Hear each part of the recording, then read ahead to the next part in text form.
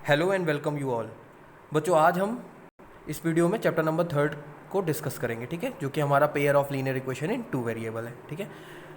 अब इस वीडियो को शुरू करने से पहले मैं आपको इस चैप्टर से रिलेटेड कुछ पहले फंडामेंटल्स जल्दी से रिवाइज करा दे रहा हूँ, ठीक है ना। उसके बेसिस पे हम लोग कुछ अपनी एक्सरसाइज एनसीईआरटी एक्सरसाइज 3.2 के कुछ इंपॉर्टेंट क्वेश्चन को करेंगे, और जो क्वेश्चंस लेफ्ट होंगे बचेंगे, कुछ क्वेश्चंस मैं बताऊंगा, कुछ क्वेश्चंस एज अ होमवर्क आप सॉल्व करोगे।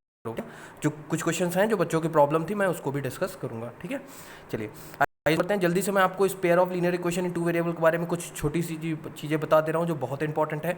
सबसे पहले आप यहाँ देखिए तो आपको यहाँ पे एक वर्ड्स आ रहा है, pair of linear equation in two variable में हमारी हेडिंग है, जो इसमें हमें पता होना चाहिए क्या कि लीनियर इक्वेशन क्या होता है। लीनियर इक्वेशन आप सबको पता है, ऐसा कोई भी इक्वेशन जिसकी डिग्री 1 हो, ऐसा कोई भी इक्वेशन जिसकी डिग्री 1 हो से हम लोग क्या बोलते हैं बच्चों, लीनियर इक्वेशन, ठीक है ना। फिर हम लोग को 9th में पढ़ाया गया था linear equation in two variable के बारे में।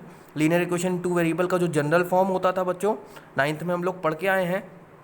Linear equation in two variable का जनरल फॉर्म होता था, वो होता था ax plus b y plus c equals to 0। यहाँ पे आप देखिए वेरिएबल, कितने वेरिएबल की बात कर रहा था, 2 वेरिएबल की बात कर रहा था। तो यहाँ पे 2 वेरिएबल दिए गए हैं, x पहला वेरिएबल है, y दूसरा वेरिएबल है। वेरिएबल है ये x और y, और a b c जो है, a बच्चों a कॉमा बी कॉमा सी जो है यहाँ पे, वो आपका क्या है, ये है रियल नंबर। ये क्या है बच्चों, रियल, कि ए बी सी क्या है, रियल नंबर है, और एक्स वाई क्या है, यहाँ पे एज अ वेरिएबल वर्क कर रहा है, ठीक है। ये होता था linear equation in two variable, जो कि हम 9th में पढ़ के आए हैं। डिग्री का मतलब देखिए यहाँ पे एक्स की डिग्री क्या है, कुछ नहीं है, ऊपर कुछ नहीं तो क्या होता है 1 होता है, वाई के ऊपर कुछ नहीं तो क्या है 1, डिग्री 1 है। एक्स और वाई दोनों की डिग्री क्या है 1 है, इसलिए linear equation in two variable कहला रहा है, ठीक है ना। अब यहाँ पे हमें इस क्लास में जो डिस्कस करना है क्लास 10th में, वो हमें जो यहाँ इस क्लास पेयर, क्योंकि यहाँ पे देखिए वर्ड्स आ रहा है पेयर, और पेयर का मतलब ही होता है कि 2, यानी अब हमें 2 ऐसे इक्वेशन लिखने हैं। ये लीनियर इक्वेशन को ही 2 लीनियर इक्वेशन लिखने हैं। कितने लीनियर इक्वेशन लिखने हैं, 2 लीनियर इक्वेशन लिखने हैं जिसकी डिग्री 1 हो, ठीक है ना, और वेरिएबल कितने यूज हो रहे हो, 2। तो इसका जनरल फॉर्म क्या होगा, जल्दी से जान लेते हैं। इसका जनरल फॉर्म क्या होगा, जनरल फॉर्म, ठीक है ना, pair of linear equation in two variable का जनरल फॉर्म यहाँ पे जो हम पढ़ेंगे वो क्या है, वो पहला जो आपका आता है बच्चों, वो आता है a1x plus b1y plus c1 equals to 0। ये आपका पहला है। अब यहाँ पे आप सोच रहे हो कि ये 1 क्या है, 1 बच्चों सिर्फ ये आपको बता रहा है कि यहाँ पे जो ये a1 है, b1 है, c1 है, ये इक्वेशन फर्स्ट के लिए है, और जो दूसरा है a2x plus b2y plus C2 equals to 0, ये क्वेश्चन नंबर सेकंड है, और 2 यहाँ पे सिर्फ ये रिप्रेजेंट कर रहा है कि ये क्वेश्चन नंबर सेकंड से रिलेटेड है, ठीक है। अब यहाँ पे x एक a1 क्या है या a2 क्या है, a1 और a2 क्या है, x का कोफिशिएंट है, b1 और b2 क्या है, y का कोफिशिएंट है। कोफिशिएंट का मतलब वेरिएबल के बगल वाला नंबर जो होता है, इसीलिए मैं बता रहा हूँ ना कि यहाँ पे where a1 comma b1 comma c1 comma a2 comma b2 comma c2 are real numbers. ये सारे क्या हैं बच्चों, रियल नंबर्स हैं। रियल नंबर तो सबको पता है, ऐसे नंबर जो रेशनल भी हो और इरेशनल भी हो, या ऐसे नंबर जिसको हम नंबर लाइन पर रिप्रेजेंट कर सकें। और नंबर लाइन पर तो हम कई सारे नंबर्स को रिप्रेजेंट कर सकते हैं, रेशनल इरेशनल, सारे नंबर को हम नंबर लाइन पर रिप्रेजेंट कर सकते हैं, ठीक है ना। तो ये क्या है, रियल नंबर्स हैं, ठीक है ना। यहाँ पे ये रियल नंबर है, कुछ इस तरह हैं सच डैट कि a1 का स्क्वायर प्लस b1 का स्क्वायर कभी एक साथ, इन दोनों के स्क्वायर का सम कभी एक साथ 0 नहीं होगा। क्यों नहीं होगा, क्योंकि अगर बच्चों आप ये देखिए a1 का स्क्वायर प्लस b1 का स्क्वायर का सम जो है वो कभी भी 0 नहीं होगा। क्यों नहीं होगा, क्योंकि अगर इन दोनों का सम का स्क्वायर 0 हो जाएगा तो क्या बचेगा, c1, और c1 क्या है, ये कांस्टेंट टर्म है, यानी ये कांस्टेंट पॉलिनोमियल बन जाएगा। तब तो ये लीनियर इक्वेशन की प्रॉपर्टी ही खो देगा अपनी। इसीलिए यहाँ पे कभी भी a1 का स्क्वायर प्लस b1 का स्क्वायर कभी भी 0 नहीं होता। और दूसरा, इसी तरह सिमिलरली हम सेकंड इक्वेशन के लिए भी लिख सकते हैं कि a2 का स्क्वायर प्लस b2 का square does not equals to 0, ठीक है। इजी है, जल्दी से समझ गए हम लोग, ठीक है। अब आते हैं हम जल्दी से इसके रिप्रेजेंटेशन, जो कि बहुत ज़्यादा इंपॉर्टेंट है, representation and solution. Representation and solution, ठीक है, ठीक है।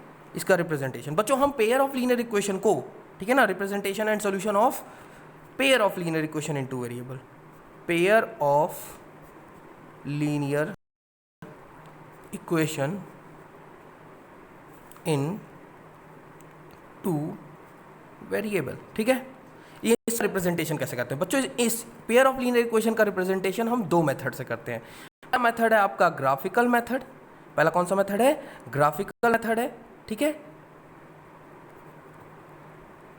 और जो दूसरा मेथड है बच्चों वो है एल्जेब्रिक मेथड। कौन सा मेथड है, एल्जेब्रिक मेथड। ये दो मेथड है जिसकी मदद से हम पेयर ऑफ लीनियर इक्वेशन को रिप्रेजेंट करते हैं और उसका सोल्यूशन निकालते हैं, ठीक है ना। जल्दी से मैं आपको इन दोनों का कुछ शॉर्ट फॉर्म बता दे रहा हूँ, कुछ ट्रिक्स बता दे रहा हूँ जिसकी मदद से आप बहुत ईजिली वे में क्या कर सकते हो, इन दोनों को सॉल्व कर सकते हो, दोनों मेथड से, ठीक है ना। ठीक, मैं डिवाइड कर दे रहा हूँ, ठीक है। Pair of linear equation in two variable के रिप्रेजेंट और उसका सोल्यूशन निकालने के दो मेथड मैंने आपको बताए हैं। वो क्या होता है, पहला होता है ग्राफिकल मेथड, दूसरा होता है एल्जेब्रिक मेथड। ग्राफिकल मेथड में बच्चों तीन चीज़ें आती हैं इसमें। पहली चीज़ आती है कंसिस्टेंट।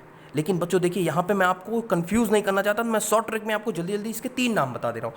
हम कंसिस्टेंट बोले या हम इसको बोले यूनिक सोल्यूशन, हम कंसिस्टेंट बोलें या हम इसी को बोले यूनिक सॉल्यूशन, ठीक है। या हम इसको भी, या इसका एक और नाम हम बोल सकते हैं बच्चों, क्या बोल सकते हैं उसका नाम, इसको हम लोग बोल सकते हैं इंटरसेक्टिंग, या आप बोल सकते हो, ठीक है ना, इंटरसेक्टिंग, ठीक है। इन तीनों में से कोई भी नाम आएगा तो जो ग्राफ, क्योंकि ग्राफिकल मेथड है तो ग्राफिकल मेथड में ग्राफ के थ्रू हम समझना चाहते हैं, ठीक है। तो ग्राफ में कब हम कहेंगे कि हमारा ग्राफ, जो हम ग्राफ बनाएंगे अभी जो इक्वेशंस आएंगे लीनियर इक्वेशन का, जब उसका हम ग्राफ बनाएंगे तो हम कब कह सकते हैं कि वो कंसिस्टेंट है या यूनिक सोल्यूशन है या इंटरसेक्टिंग है, कब, जब हम किसी भी, हमें पता है लीनियर इक्वेशन क्या होता है इसका, जब भी आप ग्राफ बनाओगे बच्चों ध्यान रखिएगा, लीनियर इक्वेशन का जब भी आप ग्राफ बनाओगे तो वो हमेशा क्या आता है, स्ट्रेट लाइन आता है बच्चों। क्या आएगा, स्ट्रेट लाइन आएगा, ठीक है। हमारे पास कितने इक्वेशन होते हैं पेयर ऑफ लीनियर इक्वेशन में, दो होते हैं, ठीक है ना। यानी हमारे पास कितने स्ट्रेट लाइन आएंगी, दो स्ट्रेट लाइन आएंगी टोटल, ठीक है ना। जब भी आप ग्राफ बनाओगे पेयर ऑफ लीनियर इक्वेशन का आपको दो स्ट्रेट लाइन मिलेगी। तो दो स्ट्रेट लाइन, सपोज कीजिए हमने इस दो स्ट्रेट लाइन, ये मेरा एक्स एक्सिस है, ये मेरा वाई एक्सिस है, हमने दो स्ट्रेट लाइन बनाई, ठीक है ना। एक स्ट्रेट लाइन कुछ इस तरह जा रही है, सपोज कीजिए ये पहले स्ट्रेट लाइन है, ठीक है ना, जो ये इक्वेशन है a1x plus b1y plus c1 का है, ठीक है। और दूसरा जो हमने ग्राफ बनाया तो दूसरे इक्वेशन की जो लाइन है वो कुछ इस तरह आई, ठीक है ना। ये किस इक्वेशन है, a2x plus b2y plus c2, ये इंटरसेक्ट कर रहे हैं एट अ पॉइंट, क्योंकि ये देखिए एक दूसरे को एक पॉइंट पे इंटरसेक्ट कर रहे हैं, जो कॉमन पॉइंट है a जो है इस लाइन पे भी लाई कर रहा है, a इस लाइन पे भी लाई कर रहा है, इसलिए हम इसको क्या बोलेंगे, कंसिस्टेंट बोल सकते हैं या यूनिक सोल्यूशन बोल सकते हैं, या इसी को हम लोग क्या बोल सकते हैं, इंटरसेक्टिंग, क्योंकि देखिए एक दूसरे को इंटरसेक्ट कर रहे हैं, ठीक है ना। ये तो पहला हो गया, ठीक है। अब बात आती है दूसरा, ठीक है। दूसरा जो आएगा बच्चों वो आपका आएगा,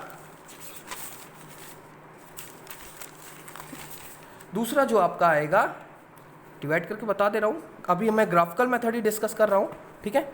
दूसरा जो मेथड आएगा बच्चों वो आएगा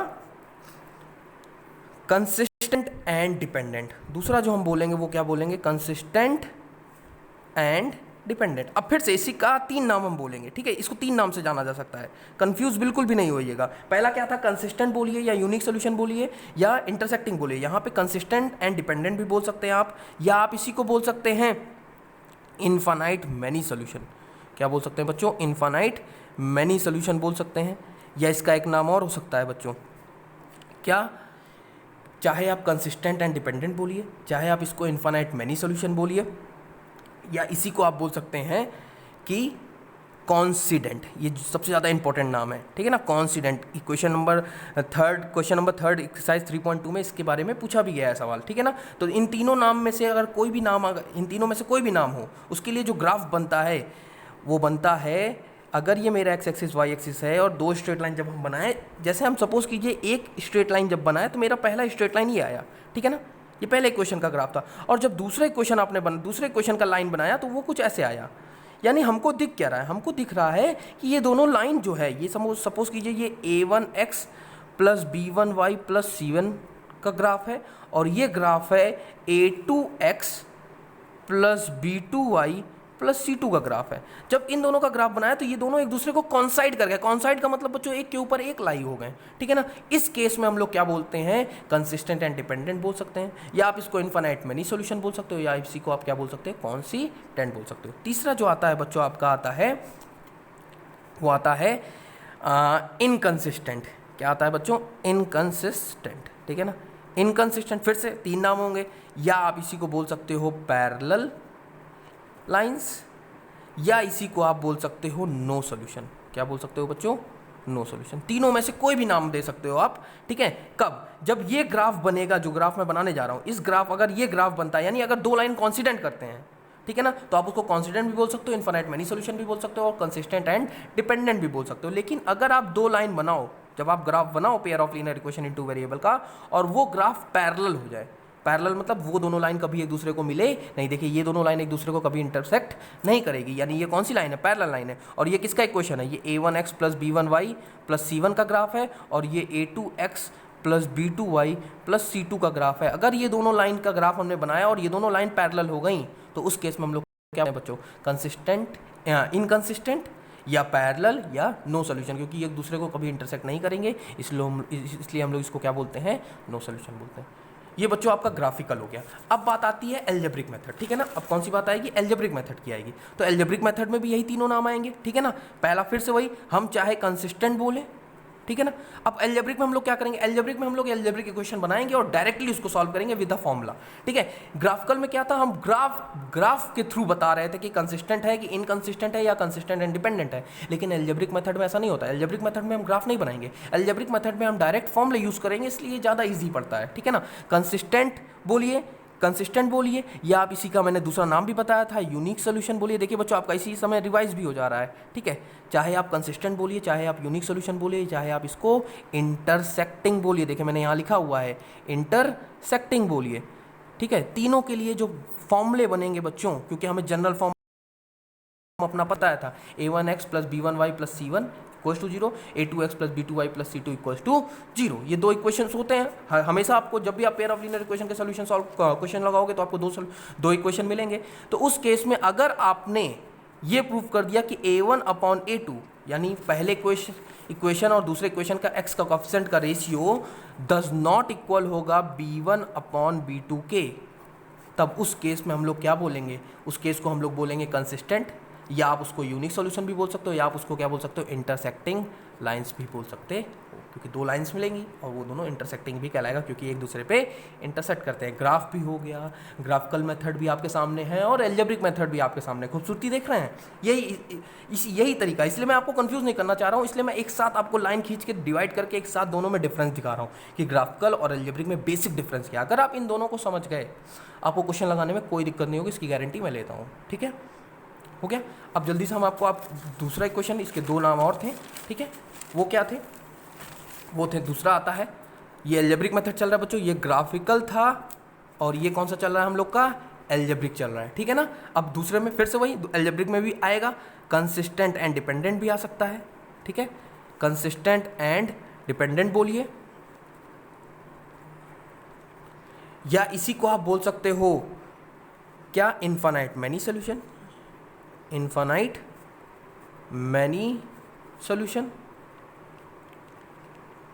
या इसी को बच्चों आप लोग क्या बोल सकते हो? देखिए सबसे ज़्यादा इंपॉर्टेंट नाम जो है, इसको तीसरा नाम जो होता है वो क्या बोल सकते हो आप? कॉन्सिस्टेंट। इन तीनों में से कोई भी नाम आएगा तो कब आएगा? जब आप ये प्रूफ कर दोगे कि a1 upon a2 equals to b1 upon a1 upon a2 बच्चों इक्वल होगा b1 अपॉन b2 के, इक्वल होगा c1 अपॉन c2 के। अगर ऐसा प्रूफ हो जाता है, यानी x का कोएफिशिएंट, दोनों इक्वेशन के x का कोएफिशिएंट, दोनों इक्वेशन के y का कोएफिशिएंट, और कांस्टेंट टर्म का तीनों का रेशियो बराबर आ जाए, तो उस केस में हम लोग क्या बोलते हैं? कंसिस्टेंट एंड डिपेंडेंट बोल सकते हैं, या इनफाइनाइट मैनी सॉल्यूशन बोल सकते हैं, या बच्चों क्या बोल सकते हैं? कॉन्सिडेंट। क्यों कॉन्सिडेंट का मतलब? एक दूसरे पे कॉन्साइड हो जाते हैं, लाइस कर लेते हैं। कॉन्सिडेंट का मतलब क्या होता है?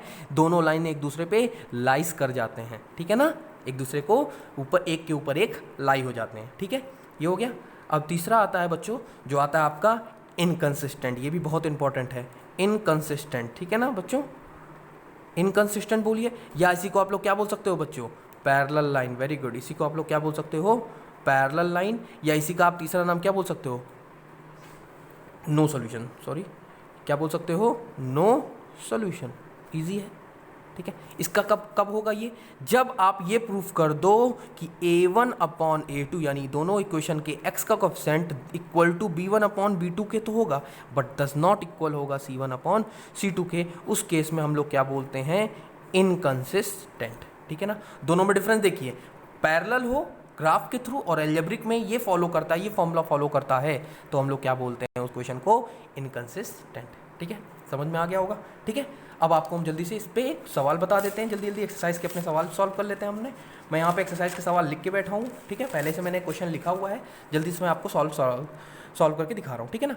अब एक्सरसाइज 3.2 का क्वेश्चन नंबर टू मैंने लिया हुआ है, ठीक है, क्योंकि ये बच्चों की प्रॉब्लम थी तो इसको मैंने उठाया हुआ है, ठीक है।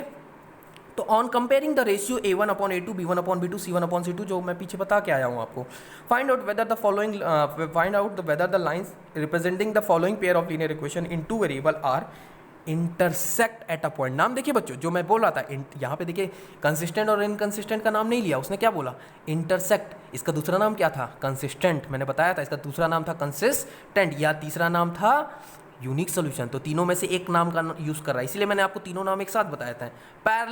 पैरेलल का दूसरा नाम क्या था, पहले का दूसरा नाम था इनकंसिस्टेंट या नो सॉल्यूशन, और तीसरा क्या था, कंसिस्टेंट। ये सेकंड पार्ट था हमारा, ठीक है ना। कंसिस्टेंट का मतलब कॉन्साइड का मतलब कॉन्सिडेंट, जिसका दूसरा नाम मैंने आपको बताया था, जिसका दूसरा नाम क्या था, कॉन्सिडेंट था, तो मैंने इसका दूसरा नाम भी बताया था आपको, ठीक है। क्या बताया था कि कॉन्सिडेंट रहेगा कब, जब कंसिस्टेंट एंड डिपेंडेंट होगा, ठीक है। यानी फॉर्मूला क्या होगा, A1/A2 equals to B1/B2 equals to C1/C2 के, ठीक है। तो यहाँ पे जल्दी से आपको ये सॉल्व करके दिखा रहा हूँ मैं, आपको समझ में आ जाएगा। अब मैंने एक क्वेश्चन उठाया हुआ है, ठीक है, पहला लिया हुआ है, क्वेश्चन नंबर सेकंड का, एक्सरसाइज 3.2 का क्वेश्चन नंबर सेकंड का फर्स्ट उठाया हुआ है। इसको आप समझ जाओगे तो आप इजी वे में सारे क्वेश्चन सॉल्व कर सकते हो क्वेश्चन नंबर 2 के, ठीक है। हर क्वेश्चन के एक एक सवाल मैं सॉल्व कर दे रहा हूँ, एक पार्ट में सॉल्व कर दे रहा हूँ, ठीक है। हमें बताना है कि इंटरसेक्ट होगा या पैरेलल होगा या कॉन्साइड होगा, ठीक है। तो अब आप जल्दी से देख लीजिए, ये हमारा हमारे पास जो पहला इक्वेशन दिया गया है, ये हमारा पहला इक्वेशन है और ये हमारा दूसरा इक्वेशन है। यानी आप लिखना चाहो तो लिख सकते हो कि ऑन कंपेयरिंग, अगर आप कंपेयर करो, किससे कंपेयर करोगे, जनरल इक्वेशन से कंपेयर करोगे, हाँ, उसे जनरल इक्वेशन से ही कंपेयर करना। किससे कंपेयर करो, on comparing A1x plus B1y plus C1 equals to 0 and A2x plus B2y plus C2 equals to 0, ठीक है। इन दोनों से कंपेयर, चलो ये आपका पहला इक्वेशन है और ये आपका दूसरा इक्वेशन, कंपेयर कीजिए, चलिए कंपेयर कीजिए जल्दी से। A1 की वैल्यू, A1 कौन होता था, पहले इक्वेशन का पहला इक्वेशन कौन है आपका, ये आपका पहला इक्वेशन और ये आपका दूसरा इक्वेशन है, ठीक है ना। पहले इक्वेशन का x के बगल वाला A1 होता है, पहले का x के बगल कौन है 5, ठीक है, ठीक है। फिर क्या B1 क्या है, B1 पहले इक्वेशन के y के बगल वाला ऑप्शन, पहले इक्वेशन के y के बगल वाला कौन है, -4 है। और इसी तरह आपका C1 क्या है, कांस्टेंट टर्म जिसके साथ कोई वेरिएबल ना लगा हो, पहले इक्वेशन के कांस्टेंट टर्म यानी 8, देखिए 8 के साथ कोई वेरिएबल नहीं लगा हुआ, इजी है। इसी तरह आप दूसरा भी बता दीजिए बच्चों, दूसरा क्या होगा, A2 मतलब दूसरे इक्वेशन के x का कोएफिशिएंट, दूसरे इक्वेशन कौन है, ये दूसरा इक्वेशन, इसका x का कोएफिशिएंट क्या है 7। B2 क्या है, आप इजीली वे में बता सकते हो, B2 क्या है, y के बगल वाला, सेकंड इक्वेशन के y के बगल वाला which is 6, and C2 is the constant term of equation second which is -9। Easy. अब आप यहाँ ध्यान से देखो क्या हो जाएगा, अगर आप यहाँ कंपेयर करो, हैच बना के आप कंपेयर कर लेना, तो A1/A2 का रेशियो क्या आ रहा है बच्चों, 5/7, सिंपलेस्ट फॉर्म में है, सिंप्लीफाई तो हो नहीं सकता है फर्दर, ठीक है।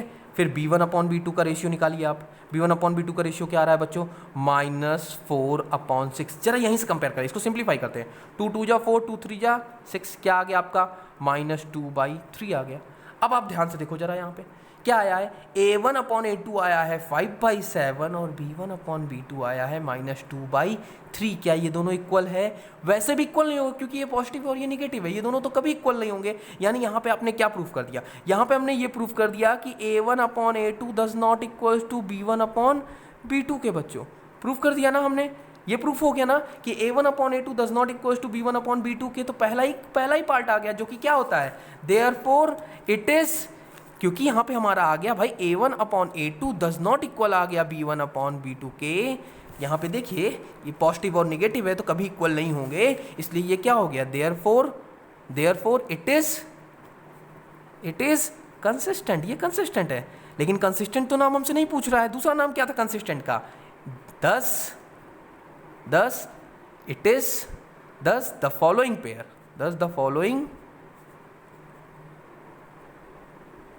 pair is intersect at a point, intersect at a point, क्योंकि ये दूसरा नाम था उसका। हमसे इंटरसेक्ट एट अ पॉइंट पूछ रहा था ना क्वेश्चन में, इंटरसेक्ट एट अ पॉइंट, ठीक है ना। हमने आपको बताया था, दूसरा नाम बताया था कि आप चाहे कंसिस्टेंट बोलो, चाहे यूनिक सोल्यूशन बोलो, या क्या बोलो, इंटरसेक्टिंग लाइंस। देखिए उन दोनों के लिए फॉर्मूला एक ही था, ठीक है। इन तीनों नाम के लिए फॉर्मूला तो एक ही है ना, और यही फॉर्मूला यहाँ सेटिस्फाई कर रहा है, यही फॉर्मूला सेटिस्फाई कर रहा है। यानी कि हमारा जो पहला सेकंड का पहला पार्ट था वो क्या था, इंटरसेक्ट एट अ पॉइंट हो गया।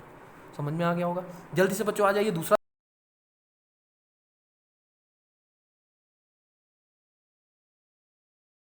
बच्चों की प्रॉब्लम थी, ठीक है ना।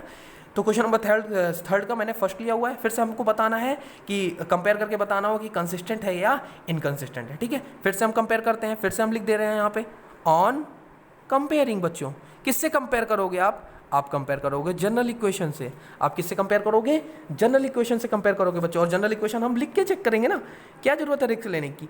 a1x plus b1y plus c1 equals to 0, और दूसरा क्या हो जाएगा बच्चों, a2x plus b2y plus c2 equals to 0। ये आपका दो इक्वेशन होता है, पहला इक्वेशन है और ये दूसरा इक्वेशन। पहला इक्वेशन यहाँ पे कौन वर्क कर रहा है, ये पहला है, ऐसे आप लिख लेना, और ये क्या है आपका दूसरा है, ठीक है।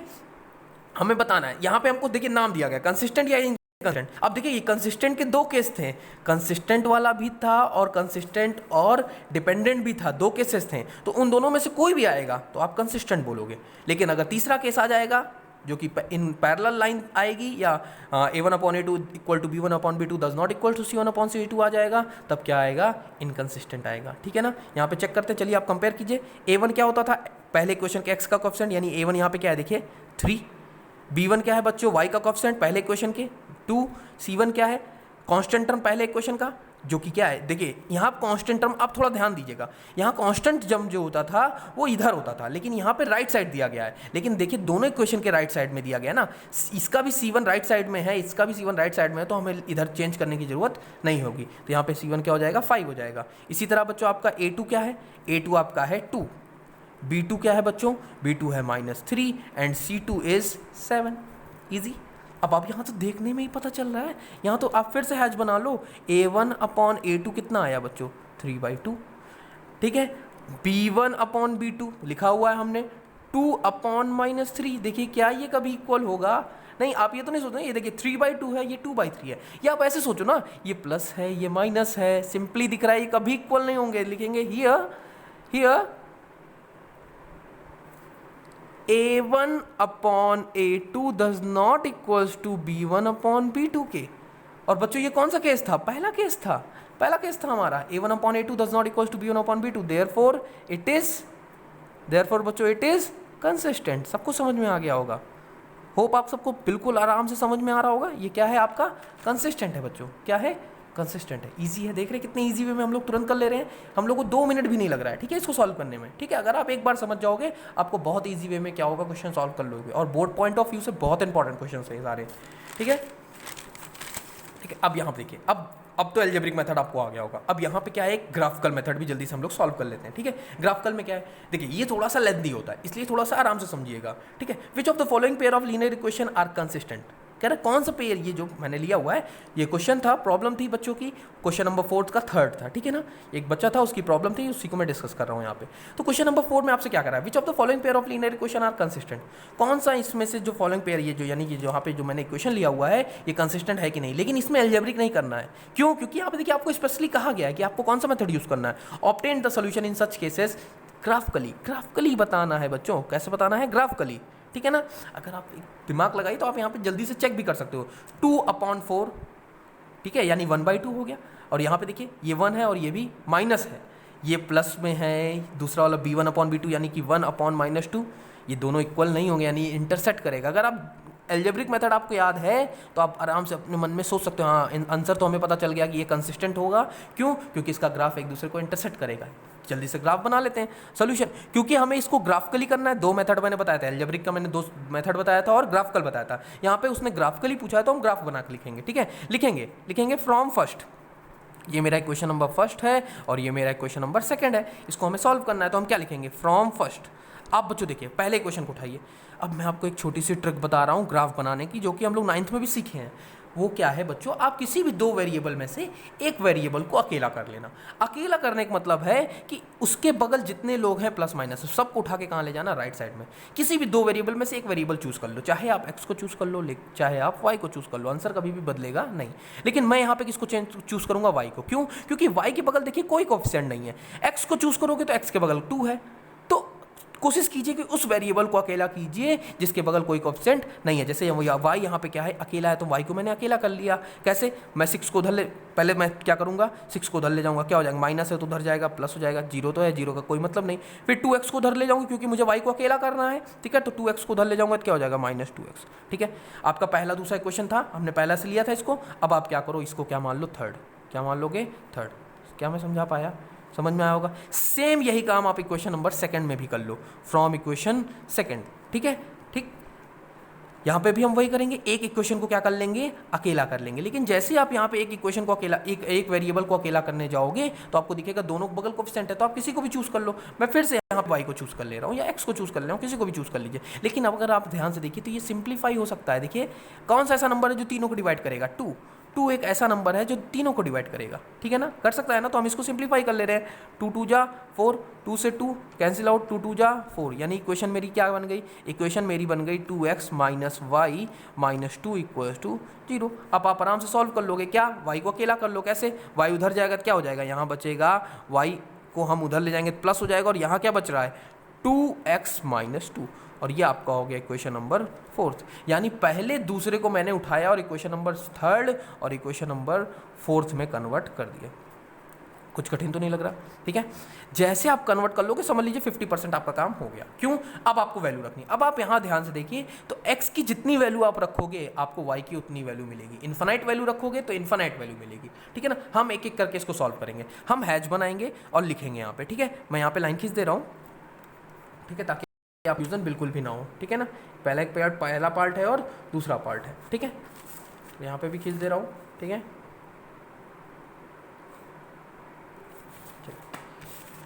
देखिए यहाँ पे हम क्या करेंगे, इक्वेशन नंबर 3 को जो हमने पहले से बनाया था, क्या करोगे, अपने मन से कोई भी वैल्यू रखो। बस बच्चों ये ध्यान रखिएगा कि ऐसी वैल्यू रखिएगा कि वैल्यू हमेशा ग्राफ पे रिप्रेजेंट हो जाए इजीली। तो यहाँ पे देखिए हम ऐसी एक्स की ऐसी कौन सी वैल्यू रख दें कि 2 से मल्टीप्लाई हो और 6 से माइनस हो, तो वैल्यू कम से कम आए। वो हो सकता है आप 4 ले लो क्योंकि 0 आ जाएगा। अगर आप एक्स की जगह क्या लोगे बच्चों, 4 लोगे, ठीक है। पुटिंग x = 4 इन थर्ड, हम थर्ड में 4 x की जगह 4 रखेंगे तो y क्या आ जाएगा, 6 - 2 × 4 विच इज़ 6 - 2 4 जा, या आप 4 जा 8 ले लो, कितना आ गया आपका, y आ गया आपका -2 आ गया y2।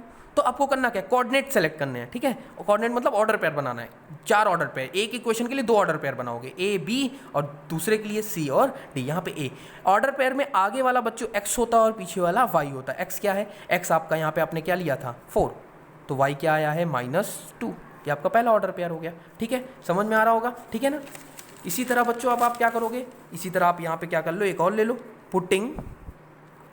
अब क्या पुट करो बच्चों, अब आप एक और छोटी सी वैल्यू पुट कर लो। अभी 4 रखा था, अब आप 3 रख लो। किस में, x = 3, किस में, इन इक्वेशन नंबर 3।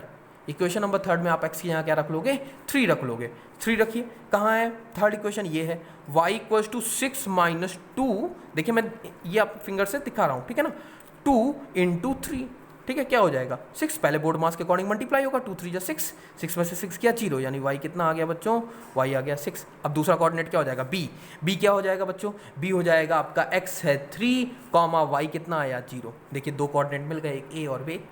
सिमिलरली यही प्रोसेस आप इसमें भी अपनाओगे इक्वेशन नंबर 4 के लिए, ठीक है। इक्वेशन नंबर 4 के लिए भी आप यही प्रोसेस अपनाओगे। क्या था हमारा, यहाँ पे अपने मन से रखोगे। देखिए आप चूज कीजिए, क्या रख सकते हो, x की जगह कोई भी वैल्यू रख दो, आप 1 0 रख दो, ठीक है, या 1 रख दो। पुटिंग किसकी जगह, x = 0। अब किस में रखना है, अब इक्वेशन नंबर 4 में रखना है। किस में रखना है बच्चों, इक्वेशन नंबर 4 में रखना है। देखिए 4 मैंने सेलेक्ट किया, इसलिए मैं कह रहा हूँ बार बार हैच बना के 2 बार आपको वैल्यू रखनी है, ठीक है। y क्या आ जाएगा, y आ जाएगा आपका 2 × 0 - 2, क्या हो जाएगा बच्चों, 0 - 2 विच इज 0 - 2, यानी y कितना आ गया बच्चों आपका -2 आ गया। ए भी आपने सेलेक्ट किया था, आप सी ले लीजिए। सी कितना आया, x 0 पे सी कितना आया है -2। क्या मैं समझा पा रहा हूँ, ठीक है, कुछ कठिन नहीं है। इसी तरह आप दूसरा एक और बना लो जल्दी से। पुटिंग x इक्वल टू, अब क्या रख दो, 1 रख दो। x इक्वल टू 1 रखोगे तो y क्या आ जाएगा, 2 इंटू 1, देखिए यहाँ पे रख रहा हूँ, ठीक है, यहाँ लिख दे रहा हूँ इन इक्वेशन 4th, ठीक है, इक्वेशन 4th में रख दे रहा हूँ। तो 2 इंटू 1 माइनस 2 में रखूँगा तो क्या आ जाएगा, 2 माइनस 2 विच इज़ 0 आ गया। 0 आ गया मतलब आपका d क्या हो जाएगा, d आ जाएगा 1,0, 1,0 हो गया। 4 कोऑर्डिनेट आपको मिल गए, 4 कोऑर्डिनेट मिल गए ना बच्चों। अब आप क्या करना है, इसी कोऑर्डिनेट मैं लिख दे रहा हूँ यहाँ से जल्दी से, ठीक है। आपको क्या करना है, इन्हीं चारों कोऑर्डिनेट को अब नंबर लाइन पर रिप्रेजेंट करना है, ठीक है ना, ठीक है, अपने कोऑर्डिनेट प्लेन में रिप्रेजेंट करना है, ठीक है। मैं जल्दी से एक एक्स एक्सिस वाई एक्सिस में डिवाइड कर दे रहा हूँ। ग्राफ पे आपको कैसे बनाना है, मैं आपको यहाँ पे ग्राफ छोटा सा बना के शो कर दे रहा हूँ, ठीक है। बस ये ध्यान रखिएगा, ग्राफ बनाते समय आप मेजरमेंट बहुत ही ध्यान से लीजिएगा, मेजरमेंट बहुत ही जरूरी है, ठीक है। मेजरमेंट को बहुत ही ध्यान से लीजिएगा। मैं मेजरमेंट ले रहा हूँ, मैं हाफ सेंटीमीटर को 1 मान रहा हूँ, ठीक है। आप 1 सेंटीमीटर को ले लेना, स्पेस कम है इसलिए मैं हाफ सेंटीमीटर को 1 2 3 4 ले रहा हूँ, ठीक है। आप 1 सेंटीमीटर भी ले सकते हो, मैं हाफ सेंटीमीटर ले रहा हूँ, ठीक है। मैं इसको 1 ले लिया, इसको 2 ले लिया, इसको 3 ले लिया, 4 5 6 7 8 9। इसी तरह मैं यहाँ पे भी डिवाइड कर लूँगा, ठीक है, हाफ सेंटीमीटर में 1 2 3 4 5 6 7 एंड सो ऑन, -1 -2 -3, समझ रहे हो ना आप, -4 -5 -6, ठीक है, एंड सो ऑन। इसी तरह आप ऊपर भी ले लो, ये आपका x एक्सिस है और ये आपका बच्चों क्या हो जाएगा, y एक्सिस हो जाएगा। y एक्सिस में क्या हो जाएगा, आप डिवाइड कर लो फिर से इसको हाफ में, 1 2 3 4 5 और 6, ठीक है। ये आपका हो गया 1 2 3 4 5 एंड, एक मिनट, 1 2 3 4, ये this is 5 and this is 6, ये 5 है आपका और ये क्या है बच्चों, 6 है, ठीक है, हो गया, ठीक है। हाफ सेंटीमीटर का मैंने लिया, आप 1 सेंटीमीटर का भी ले सकते हो, ठीक है। ये आपका वाई एक्सिस हो गया, ये आपका एक्स एक्सिस हो गया, दिख रहा है आपको, ये आपका एक्स एक्सिस है, ठीक है, ठीक। अब आप जल्दी से नीचे निगेटिव वाले को भी, वाई एक्सिस के निगेटिव वाले को भी सेलेक्ट कर लीजिए। हाफ 1 2 3 4 5 6, ये है 1, ये है 2, ये है आपका -3, ये है आपका -4, ये है आपका -5 एंड दिस इज -6। चलिए बच्चों जल्दी से हम इसको रिप्रेजेंट कर लेते हैं। पहला आपका क्या था, ए कितना है बच्चों, ठीक है, ए कितना है 4, -2, ए कितना है 4, -2, 4 प्लस यानी x है 4, x है 4 और y है -2, x 4 y -2। नीचे देखिए कैसे इसको मिलाओगे, आप आराम से एक लाइन खींचो, 4 से और -2 से, ऐसे में आप स्केल से कीजिएगा, मैं ऐसे कर दे रहा हूँ रफली। ए आ गया, ठीक है, ताकि वीडियो ज़्यादा लंबी ना हो, ठीक है। ए हो गया। अब बी क्या है, बी आपका है 3,0। यहाँ पे आप देखिए तो एक x और y में एक 0 है, कौन, y वाला, आगे वाला x होता है बच्चों और पीछे वाला क्या होता है, y क्या है 0, y0 उल्टा सोचिएगा, y0 कहाँ पे होता है, x एक्सिस पे होता है। अगर x 0 होता है तो y एक्सिस पे लाई करता है और y0 होता है तो x एक्सिस, उल्टा सोचिएगा हमेशा, जो 0 होगा उसके उल्टे वाले एक्सिस पे लाई करेगा। y0 है तो किस एक्सिस पे लाई करेगा, x पे कितना 3, ये आपका हो गया बी। कितना ईजी है, आ गया बी। ए बी जैसे ही आपको हो जाएगा, आप क्या करना, ए बी से एक स्ट्रेट लाइन खींच देना, ए बी को मिलाते हुए एक स्ट्रेट लाइन खींच देना बड़ी सी, ठीक है, खींच दिया मैंने, जो कि मैंने वहाँ ग्राफ में बताया था आपको बना के। अब आपको क्या रिप्रेजेंट करना है, सी और डी। सी कितना है 0, अब देखिए क्या 0 है, x 0 है, x 0 कहाँ पे लाई करेगा, y पे कहाँ, ये आपका क्या हो गया बच्चों, ये आपका हो गया सी, ये वाला पॉइंट आपका क्या हो गया सी, क्योंकि y क्या है, x क्या है 0, दूसरा क्या है, अब y 0 है, y 0 कहाँ पे, y 0 मतलब x पे कहाँ, 1 पे, ये आपका हो गया बच्चों डी,